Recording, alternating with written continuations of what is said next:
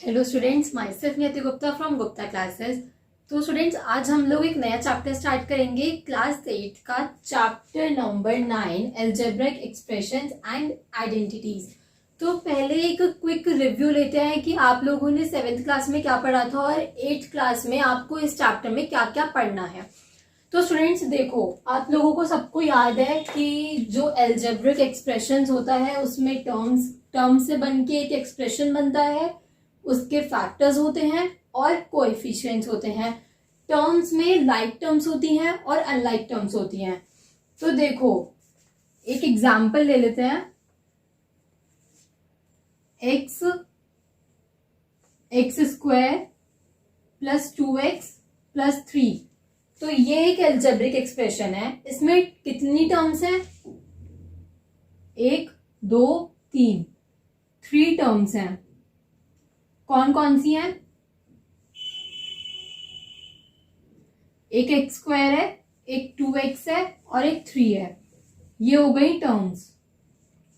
अब इसमें से हमें देखने हैं फैक्टर्स। फैक्टर्स इसके क्या होंगे? एक तो x होगा, एक x होगा, दोनों को मल्टीप्लाई करेंगे तो x स्क्वायर ही बनेगा। इसका मतलब कि इसके फैक्टर्स x है, इसके फैक्टर्स हैं 2 और x, और इसका फैक्टर है 1 और 3। ठीक है, ये हो गए फैक्टर्स। अब हम कोएफिशिएंट की बात करें। देखो स्टूडेंट्स, मैं आप लोगों को एक क्विक रिव्यू इस वजह से दे रही हूँ क्योंकि 7th क्लास में भी जो बच्चों ने अच्छे से भी पढ़ा होगा, थोड़ा बहुत कंफ्यूजन क्या पता उन्हें भी आए, तो इस वजह से एक क्विक रिव्यू स्टार्टिंग में जरूरी होता है हर एक चैप्टर के लिए। कोएफिशिएंट्स, अब हम कोएफिशिएंट ऑफ एक्स स्क्वायर के बारे में अगर बात करें तो क्या होगा स्टूडेंट्स? 1 होगा।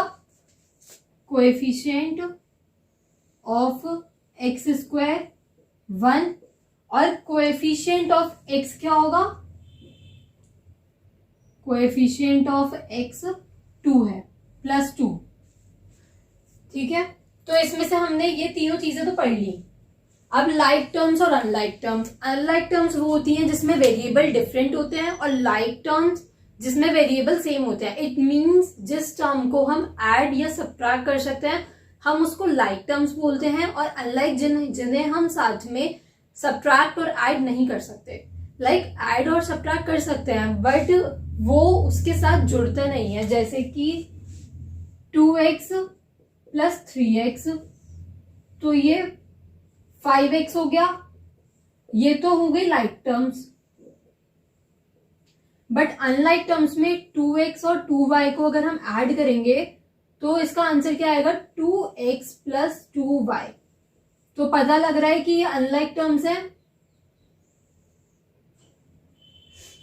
ओके, तो अनलाइक टर्म्स और लाइक टर्म्स भी क्लियर है।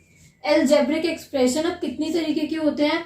मोनोमियल्स होते हैं, binomial, trinomial and polynomial. Monomial में एक टर्म होती है, बाइनोमियल में 2 टर्म्स होती हैं, ट्राइनोमियल में 3 टर्म्स होती हैं, और पॉलिनोमियल में 4 या उससे ज्यादा टर्म्स होती हैं। तो यहाँ पे हम अगर टर्म्स के बेसिस पे देखें, वैसे हम टर्म्स के बेसिस पे ही देखते हैं, अगर क्या 1 2 3 4 और मोर। ठीक है, नाउ अब हमें 8th क्लास में क्या क्या पढ़ना है इस चैप्टर में। एक तो हम एडिशन पढ़ेंगे। एडिशन 7th क्लास में भी पढ़ा है, सब्ट्रैक्शन भी पढ़ा है, मल्टीप्लिकेशन भी पढ़ा है, बट ये तीनों चीजें आप लोगों को 8th क्लास में भी पढ़नी है। पर जो मल्टीप्लिकेशन है उसमें एक तो आप लोग सीखोगे मोनोमियल टू मोनोमियल मल्टीप्लिकेशन कैसे करते हैं, मोनोमियल टू ट्राइनोमियल कैसे करते हैं मल्टीप्लिकेशन, बाइनोमियल टू ट्राइनोमियल, और बाइनोमियल बाइनोमियल। ऐसे करके हमें यहाँ पे मल्टीप्लिकेशन पढ़नी है। और कुछ आइडेंटिटीज भी इंट्रोड्यूस हुई हैं जो आप लोगों को एकदम आगे तक याद रखनी है। ये नहीं कि सिर्फ आप 8th में पढ़ो और 8th में पढ़ के इनका यूज करो और उसके बाद भूल जाओ, बट नहीं, ये 9th 10th 11th 12th आगे तक के लिए भी यूजफुल है। अब ये है पहले की 3 जो है वो स्टैंडर्ड आइडेंटिटीज हैं, और वो 3 आइडेंटिटीज क्या है स्टूडेंट्स? a प्लस बी का whole square is equal to a square plus 2ab plus b square. आप लोग चाहो तो एक बार इसको कैलकुलेट भी करके देख सकते हो, यही आंसर आएगा एकदम सिंप्लीफाई होके। ए माइनस बी का होल स्क्वायर की आइडेंटिटी होती है A square minus 2ab plus B square, और थर्ड आइडेंटिटी है A square A plus B और A minus B equals to A square minus B square. अब students ये जो है वो स्टैंडर्ड आइडेंटिटी नहीं है, बट इसका भी फॉर्मूला आप लोगों की एनसीईआरटी बुक में दे रखा है। सो एक्स प्लस ए और एक्स प्लस बी इसकी आइडेंटिटी होती है equals to x square plus a plus b x plus A b. ठीक है, आप लोग अगर चाहो तो इनको एक बार सॉल्व करके भी देख सकते हो, वैसे ये पेपर में आता नहीं है।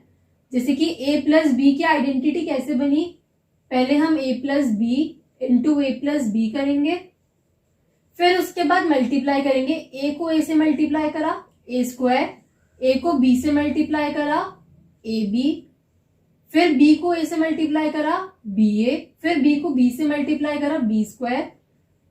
मल्टीप्लिकेशन में ऑर्डर मैटर नहीं करता, ए बी और बी ए एक ही बात है, तो हम उसको ए बी लिख सकते हैं, मतलब कि A B is equals to B A.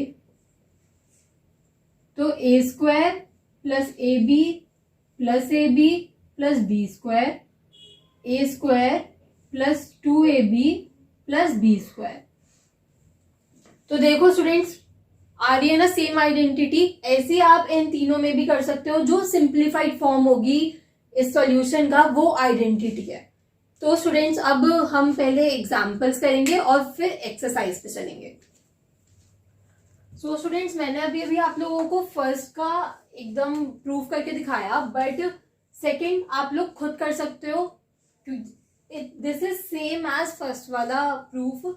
Now मैं आप लोगों को थर्ड और फोर्थ एक बारी करके दिखा देती हूँ। वैसे आप लोगों को करने की जरूरत नहीं है, बट स्टिल जिन बच्चों को कंफ्यूजन होगी उनके लिए a plus b a minus b is equals to, अब a को हम a से मल्टीप्लाई करेंगे तो a स्क्वायर आएगा, a को b से माइनस b से तो माइनस ए बी आएगा।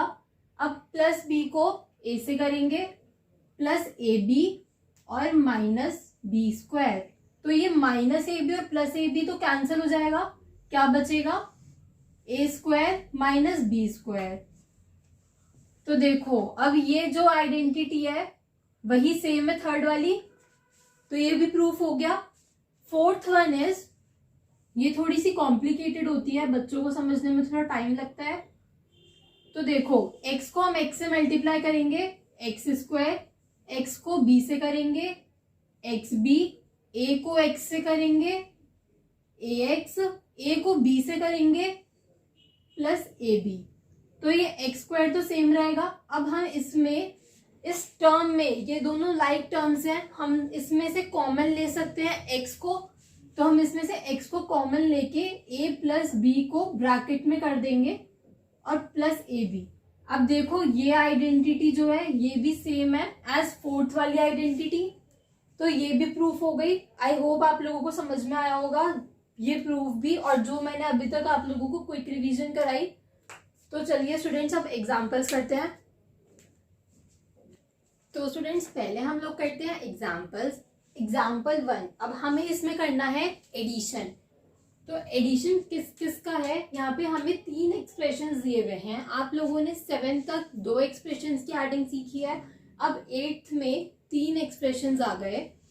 तो स्टूडेंट्स देखो अब यहाँ पे हमें पता करना है लाइक टर्म्स और अनलाइक टर्म्स के बारे में, क्योंकि जो लाइक टर्म्स होती हैं हम हमेशा लाइक टर्म्स को लाइक टर्म के नीचे ही लिखते हैं और अनलाइक टर्म को अलग लिखते हैं। तो पहला एक्सप्रेशन देखो, 7xy plus 5yz minus 3zx। ठीक है, पहला एक्सप्रेशन ये है। सेकेंड एक्सप्रेशन में फर्स्ट टर्म में वेरिएबल है yz, तो yz ये रहा, तो हम इसको इसके नीचे लिखेंगे 4yz। अब zx भी है देखो यहाँ पे प्लस 9zx, पर 4y का कोई भी नहीं है फर्स्ट टर्म में, तो ये अनलाइक टर्म हुई, हम इसको साइड में लिखेंगे माइनस 4y।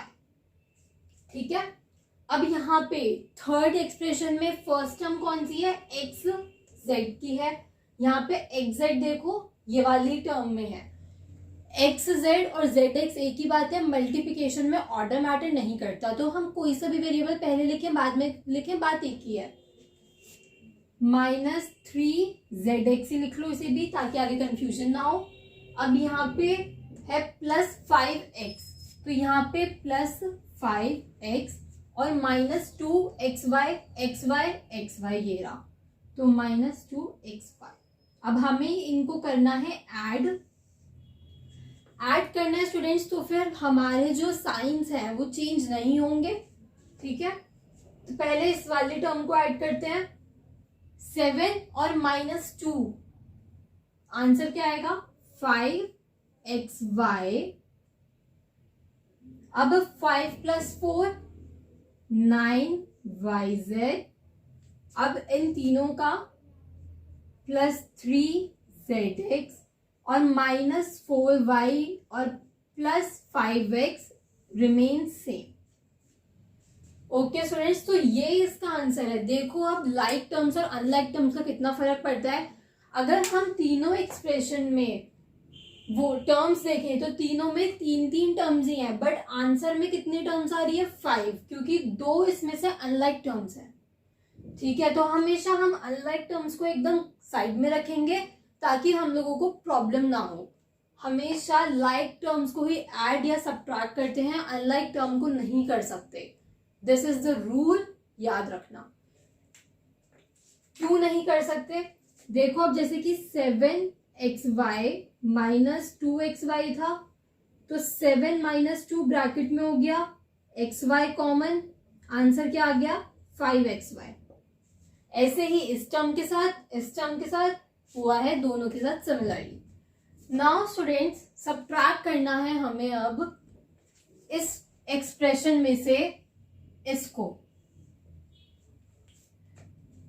तो पहले हम ये वाला एक्सप्रेशन लिखेंगे। ये वाला एक्सप्रेशन क्या है, 7x² - 4xy + 8y² + 5x - 3y। तो अब हमें सब्ट्रैक्ट करना है इसको। इसमें देखो x² है, तो x² वाली टर्म हम यहाँ पे लिखेंगे, 5x² y² है तो -4y², 6y है तो +6y और -3 एज इट इज रहेगा इधर।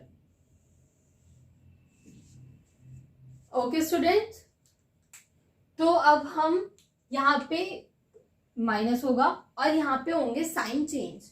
जैसे यहाँ पे माइनस लग जाएगा, पे प्लस लग जाएगा, यहाँ पे माइनस लग जाएगा और यहाँ पे प्लस लग जाएगा, ठीक है।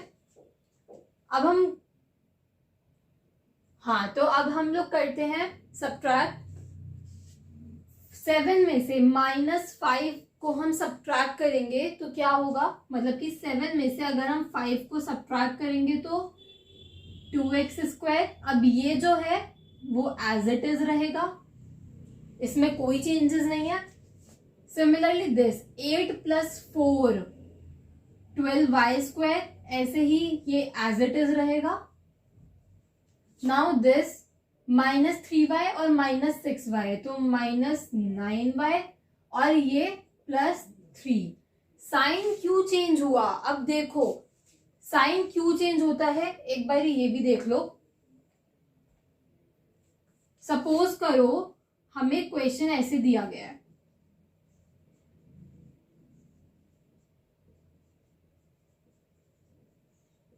हमें क्वेश्चन ऐसे दिया हुआ है, यहाँ पे नेगेटिव का साइन है और 5x² - 4y² + 6y और -3।